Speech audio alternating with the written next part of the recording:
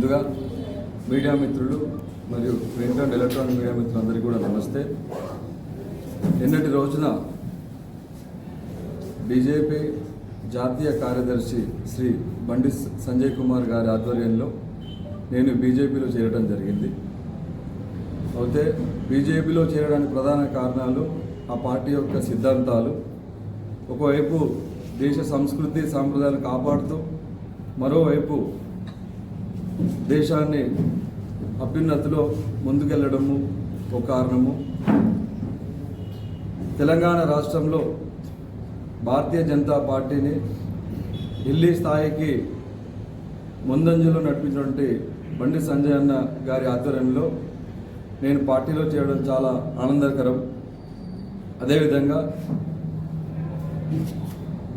ఈ సిరిసిల్లలో బీజేపీ పార్టీని బలోపేతం చేయడానికి నేను నా ఆహర్నిశలు శ్రమిస్తాను, పూర్తి సమయాన్ని పార్టీకి కేటాయిస్తాను. నా ఈ చేరికకు సహకరించినటువంటి జిల్లా కమిటీ మరియు అన్ని మండలాల కమిటీలందరికీ కూడా ప్రత్యేక కృతజ్ఞతలు తెలుసుకుంటూ మీ అందరి ముందు తెలియజేసుకుంటున్నాను. ధన్యవాదాలు.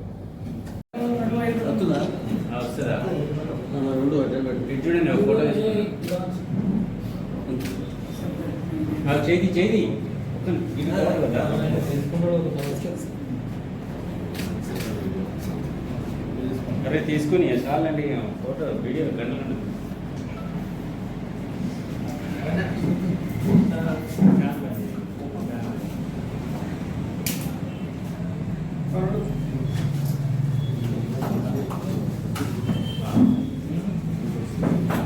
జై శ్రీరామ్. మొన్నటి రోజున పొన్నం ప్రభాకర్ గారు రాష్ట్ర మంత్రి బట్టపైన జిఎస్టీ వేస్తుంది, ఈ కేంద్ర ప్రభుత్వము బీజేపీ వచ్చే జిఎస్టీ స్టార్ట్ చేసింది అని చెప్పిండ్రు. జిఎస్టీ అనేది గతంలో కాంగ్రెస్ ప్రభుత్వం ఉన్నప్పటి నుంచి ప్రపోజల్ పెడుతూనే ఉన్నారు. వాళ్ళతో ఇంప్లిమెంట్ చేయడం వాళ్ళకి చేతగాలి. మన్మోహన్ సింగ్ గారి అధ్యక్షతనే ఇది ఇంప్లిమెంట్ చేయడానికి ప్రయత్నాలు జరిగినాయి. వాళ్ళతోని చేత కాకుండా పక్కకు పడిన దాన్ని నరేంద్ర మోడీ గారు దాన్ని కంప్లీట్గా అమలు చేసిండని మీకు ముచ్చట తెలియజేస్తున్న పొన్నం ప్రభాకర్ గారు. పొన్నం ప్రభాకర్ గారు ఇంకోటి ఏంటంటే 12% జిఎస్టీ వేస్తున్నారు అంటారు. 12% పాలిస్టర్ యారన్ పైన ఉన్నది, కాటన్ యారన్ పైన 5% ఉన్నది. ఈ 5% బట్ట తయారైనాక అదే 5% ఉన్నది. పాలిస్టర్కు ఉన్న 12% పోను, మిగిలిన 7% రిఫండ్ వస్తుంది. గత ప్రభుత్వము రాష్ట్ర ప్రభుత్వము రిఫండ్ ఇవ్వలే. ఇప్పుడు మరి మీరు ఇస్తున్నారా ఇస్తలేరా తెలియదు. అదేదైనా పాత బకాయిలు అవన్నీ ఉంటే మీరు ఎంబడే ఇంత బాధపడుతున్నారు కదా జిఎస్టీ అని, వ్యాపారులకు ఎంబడే 7% రిటర్న్ ఇచ్చి మీరు ఏదైనా చెప్పాలని కూడా చెప్పాలి. లేకపోతే ఈ రాష్ట్ర ప్రభుత్వము జిఎస్టీ బట్టలపైన తీసేస్తున్నది అని ప్రకటించి ఆ జిఎస్టీ కౌన్సిల్కు ఒక లెటర్ రాయరు. మేము ముఖ్యమంత్రిని లెటర్ రాయించమనురి, మా తెలంగాణ మట్టుకు వ్యాపారానికి బట్టకు ఏదున్నా జిఎస్టీ తీసేయరి, దాన్ని పూర్తి మేమే భరించడానికి రాష్ట్ర ప్రభుత్వం సిద్ధంగా ఉన్నదని ఒక లెటర్ రాసిన తర్వాత జిఎస్టీ మీద పొన్నం ప్రభాకర్ మాట్లాడాలి. పొన్నం ప్రభాకర్ గారు జిఎస్టీ గురించి మాట్లాడుతుండు కానీ ఆయనకు గతంలో వాళ్ళ కాంగ్రెస్ ప్రభుత్వం ఉన్నప్పుడు వ్యాటు రెడీమేడ్ బట్టల పైన 28% వ్యాట్ ఉండే. మరి అప్పుడు తెలియదు ఆయనకు. మళ్ళా తర్వాత యారన్ మీద 18 నుంచి 24% వ్యాట్ ఉండే. ఇవన్నీ తెలియకనే ఇప్పుడు 5-12 ఉన్నదాన్ని ఏదో ఉన్నది అని అబద్ధాన్ని 4 సార్లు అయిపోయి నిజం చేసే ప్రయత్నం మానుకోవాలి.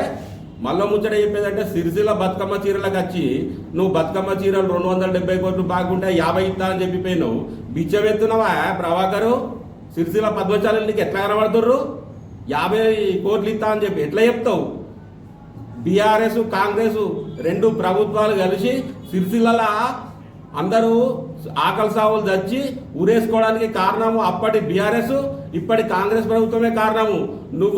నీకు చిత్తశుద్ధి ఉంటే సిరిసిల్ల నేత కార్మికులకు ఏదో నేను పైసలు ఇస్తా అంటున్నావు, పనులు ఇస్తా అంటున్నావు కదా, వారం లోపల మొత్తం 270 కోట్లు ఇచ్చి నువ్వు సిరిసిల్లకు రా, లేక ఎట్లత్తావో చూస్తా.